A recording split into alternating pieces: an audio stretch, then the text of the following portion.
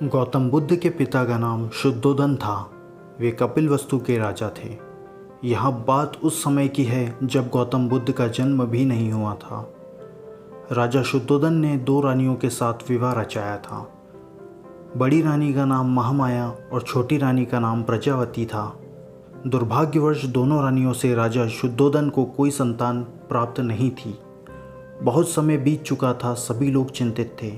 राजा शुद्धोदन भी वृद्धावस्था की ओर अग्रसर होने लगे थे। सभी देवी देवताओं की पूजा अर्चना और दान पुण्य के बाद भी उन्हें संतान का सुख नहीं मिल सका। अब राजा की चिंता और ज़्यादा गहरी होने लगी। निसंतान होने का दुख राजा शुद्धोदन के साथ साथ रानी महामाया और रानी प्रजावती को भी था, परंतु सभी मौन थे क्योंकि इस चिंता से चिंता मुक्त होने का अब कोई रास्ता नज़र नहीं आ रहा था। एक समय की बात है, रानी महामाया अपने सभी इष्ट देवों का स्मरण करके अपनी सेज पर लेट गईं। लेटते ही उनकी आंखों के सामने बड़े ही सुखद स्वप्न आने लगे। पूरी रात रानी महामाया को स्वप्न से सुखद अनुभूति मिलती रही। रात्रि का अंतिम पहर चल रहा था। रानी महामाया ने स्वप्न में देखा कि 4 यक्ष, जिनके मुखमंडल तेज से चमक रहे थे, उनके निकट आए। यक्षों ने रानी को प्रणाम किया और बड़े सम्मान के साथ अपने सुगंधित फूलों से सजे वायुयान में बिठाकर एक विशाल पर्वत पर लाकर बहुत ही सुंदर आसन पर बैठा दिया। जिसके बाद रानी महामाया का मन प्रसन्नता से झूम रहा था। जिसके बाद स्वर्गलोक की अप्सराएं रानी के समक्ष प्रकट हुईं। सभी अप्सराओं ने शीश झुकाकर रानी को प्रणाम किया। अप्सराएं रानी को लेकर एक सरोवर के पास पहुंची। सरोवर अत्यंत ही सुंदर था। उस सरोवर में अप्सराओं ने रानी को स्नान करवाया। दिव्य जल में स्नान के बाद रानी की काया भी अप्सराओं जैसी बहुत ही सुंदर हो गई।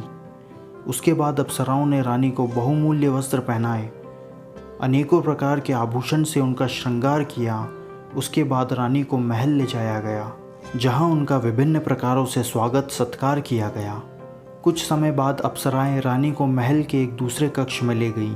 उस कक्ष में एक पुष्प सेज सजी हुई थी, जिस पर रानी ने विश्राम किया। विश्राम के दौरान रानी को एक बहुत ही सुंदर हाथी दिखाई दिया, जो रानी महामाया के निकट आते आते उनके गर्भ में समा गया। रानी ने भय और आश्चर्य से तुरंत अपनी आंखें खोल दी। रानी को पता चला कि वह स्वप्न देख रही थी, जो कि बहुत ही सुंदर और सुखद था। रानी ने अपने स्वप्न के बारे में राजा शुद्धोदन को बताया, जिसके बाद राजा ने सभी महान ज्योतिषों को बुलवाकर रानी के स्वप्न की गणना करवाई। गणना के बाद ज्योतिषों ने बताया यहाँ एक यशस्वी पुत्र का जन्म होगा। इस समाचार के बाद राजा रानी और पूरी प्रजा के ऊपर से चिंताओं के बादल छट से गए। सभी लोग खुश थे। राजमहल में छाया सन्नाटा धीरे धीरे सिमटने लगा। रानी महामाया का गर्भकाल पूर्ण होने की ओर था। राजमहल में प्रसन्नता बढ़ती जा रही थी। प्रथा के अनुसार रानी को अपने प्रथम शिशु को अपने माता पिता के ग्रह पर ही जन्म देना था।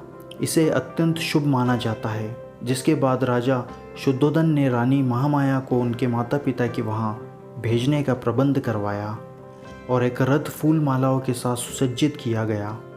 रानी के साथ उनकी दासियाँ और परिचारिकाएँ भी थी।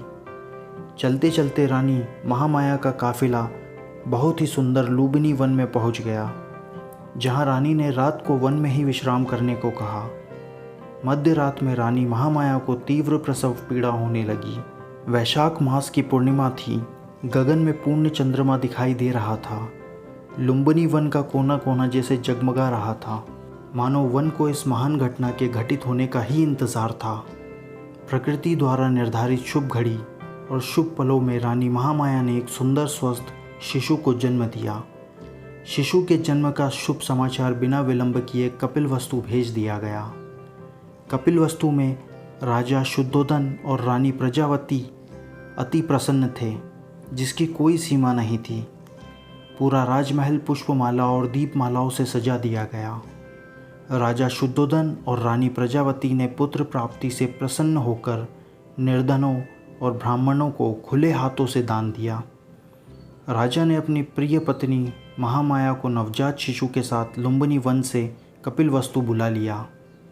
राजमहल में उनके बड़े हर्षोल्लास के साथ स्वागत किया गया। एक दिन आसित ऋषि राजमहल में पधारे। राजा शुद्धोधन ने ऋषि का स्वागत सत्कार किया और नवजात शिशु को आशीर्वाद देने का आग्रह किया।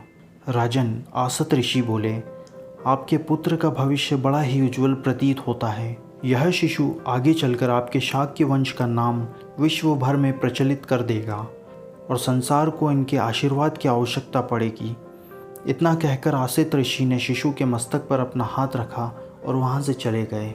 आसित ऋषि का आशीर्वाद और उनकी बात सुनकर राजा शुद्धोधन को बड़ी प्रसन्नता हुई, जिसके बाद बड़े हर्ष और प्रसन्नता के वातावरण में शिशु के नामकरण संस्कार का समारोह आयोजित किया गया और शिशु राजकुमार के लिए सिद्धार्थ नाम का चुनाव किया गया।